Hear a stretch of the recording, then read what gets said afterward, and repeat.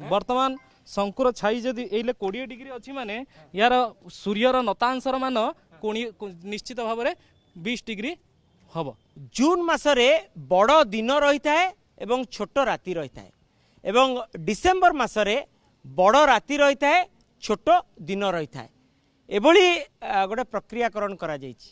किंतु आजिर दिनर मार्च 21 तारीख आजिर दिनर स्वतंत्रता होची जे जो 24 घंटा रू दिन 12 घंटा राति मध्य 12 घंटा पूरा 12 घंटा एवं राति 12 घंटा एवं आजिर दिनर विशेषता होची आजिर दिनर जो मध्याह्न समय 11:54 मिनिट से एटाकू समय निर्धार्य करा जायछि। से समय छाई रू ही पंजिकार माने पंजिका प्रस्तुत करिथांती एवं केवल आज दिन नुह सेप्टेम्बर 23 मध्य से भाव मध्याह्नर छाई को नहीं पंजिकार माने पंजिका प्रस्तुत करथांती एवं सदाशिव संस्कृत परिसर रे जो प्रशिक्षण शिविर चली जो कर्मशाला रही से कर्मशाला रे छात्र छात्री माने आज योगदान करचंती।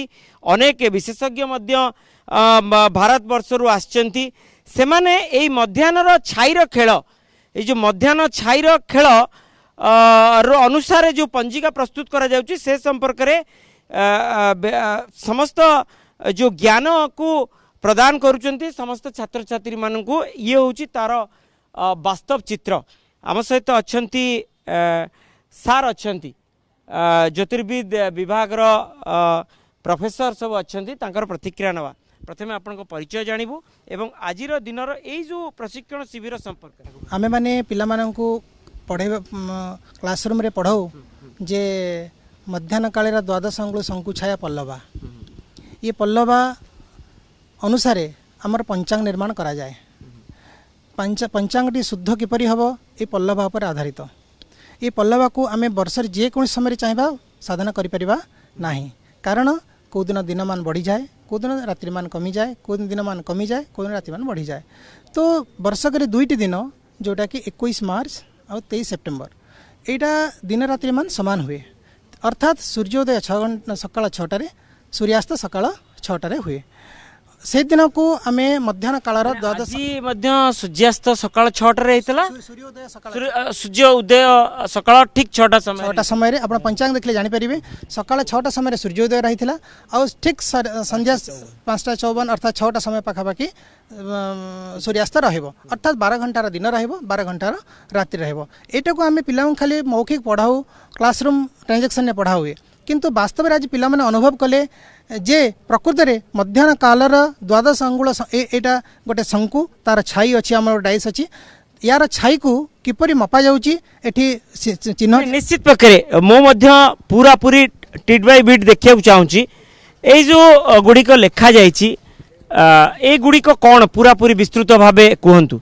एटा बर्तन गोटे शंकु आको शंकु बोली कह जाउची एटा गोटे धरातल ए धरातल उपरे ए शंकुर छाई पड़ुची ए धरातल को आमे वाटर लेवल करिछु वाटर लेवल करबा पई ए शंकु छायार जो कोणीय मान जेति कि 5 डिग्री अछि 5 डिग्री रो छाईर 5 सेंटीमीटर आउ कोणीय मान जेतबेले 10 डिग्री हबो सेतबेलेर छाईर मान कोणीय मान जेतबेले 15 डिग्री हबो तार छाईर मान कोणीय मान जेतबेले 20 डिग्री हबो तार छाईर मान कोणीय डिग्री जेतबेले 25 डिग्री हबो कोणीय मान अनुसार ये धीरे धीरे छाईर वृद्धि आ ह्रासर माप गुडी को प्रथमे आमे नोट करिछु। माने एइले मते लागुची 20 डिग्री रहिची कारण 20 डिग्री ऊपर ही शंकुर छाईटा रहिची। हां वर्तमान शंकुर छाई जदि एइले 20 डिग्री अछि माने यार सूर्यर नतांशर मान कोणी निश्चित भाव में 20 डिग्री हम।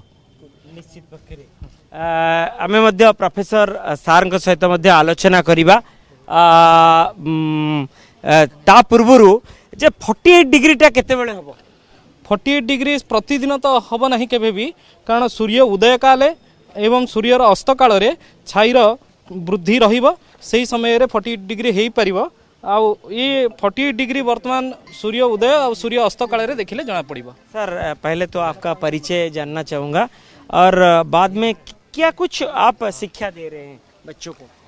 मैं यहाँ आकर बहुत खुशी होती है मुझे, क्योंकि ये पहली कार्यशाला है संस्कृत विद्यालय में जो प्रैक्टिकल्स जो मारते हैं, प्रयोग कर रहे हैं।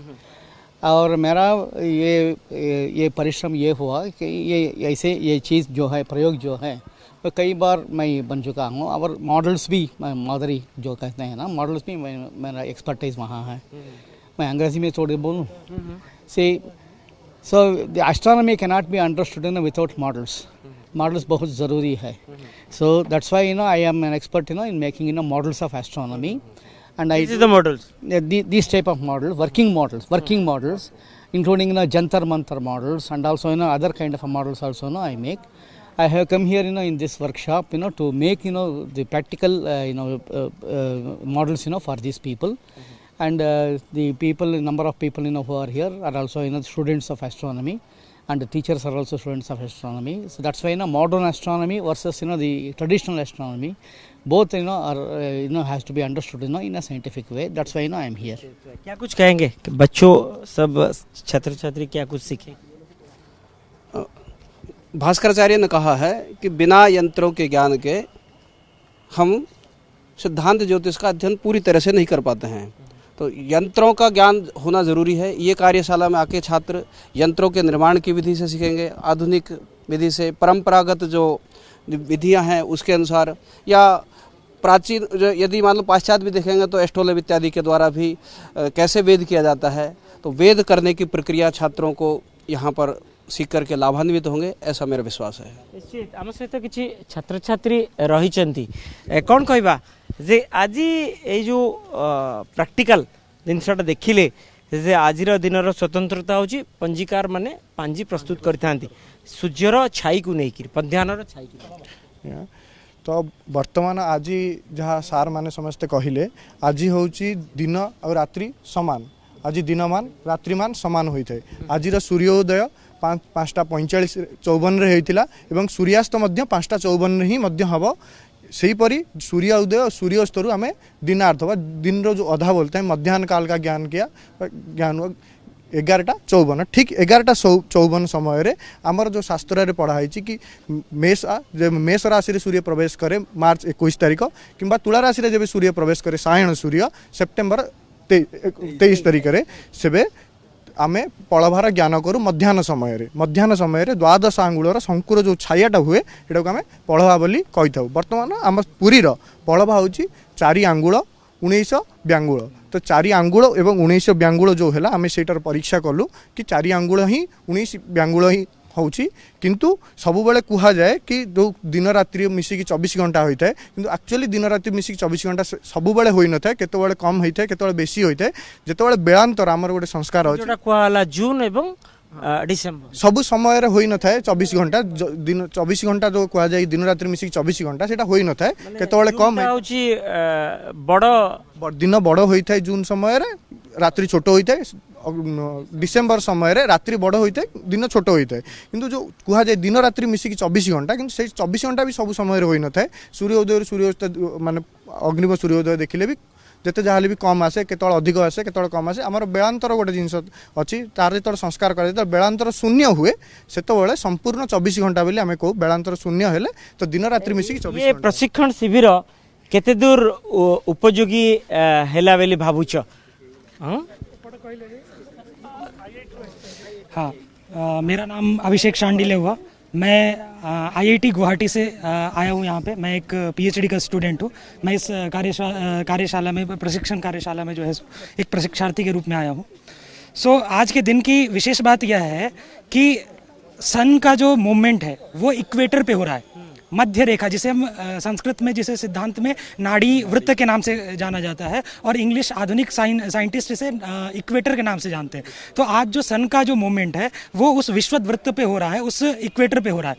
तो इससे क्या होता क्या है कि इक्वेटर से ये शैडो के लेंथ की मदद से क्या हुआ कि हमारे पौराणिक जो आचार्य थे उन आचार्यों ने क्या बताया कि शैडो के जो लेंथ है उसके मदद से हम किस जगह पे है, हमारे स्थान का क्या लैटिट्यूड है और हम किस डायरेक्शन में, इससे 3 चीज़ों का निकालना बताया गया जिसे हम दिक्, देश और काल, इस 3 चीज़ों का ज्ञान हम सिर्फ इस यंत्र के माध्यम से कर सकते हैं और आज के दिन में कर सकते हैं। ये इस दिन की बहुत बड़ी महत्ता है, ठीक है ना, कि हमारा एड्रेस क्या है, इट मीन्स हमारा लैटिट्यूड क्या है, एक चीज़। दूसरी बात ये है कि हमारा जो दिक् क्या है, अर्थात जो ईस्ट वेस्ट नॉर्थ साउथ जो हम बात करते हैं, एक्चुअल में क्या होता है कि जो हम कंपास के माध्यम से जो हम नॉर्थ साउथ इत्यादि का ज्ञान करते हैं वो एक्चुअल में रियल नहीं होता है।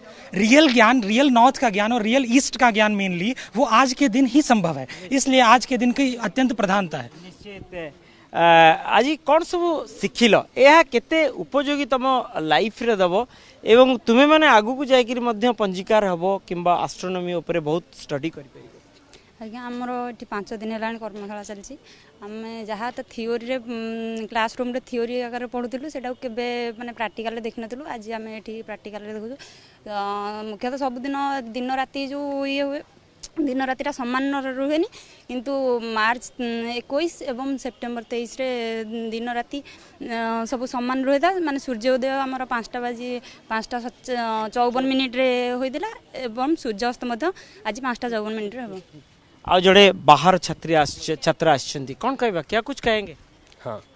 ఇవాళ చూసుకున్నట్టయితే మనం ఫలభాజ్ఞానం ఏదైతే చేశామో మనం సిద్ధాంతం ముఖ్యంగా చదువుకునేటువంటి స్టూడెంట్స్ ఎవరైతే ఉన్నారో వీళ్ళకి ప్రాక్టికల్ పోర్షన్ ఇంతవరకు ఏది జరగదు చూసుకున్నట్టయితే కనుక కేవలం మనం గణిత జ్ఞానాన్ని మాత్రమే చేస్తాం।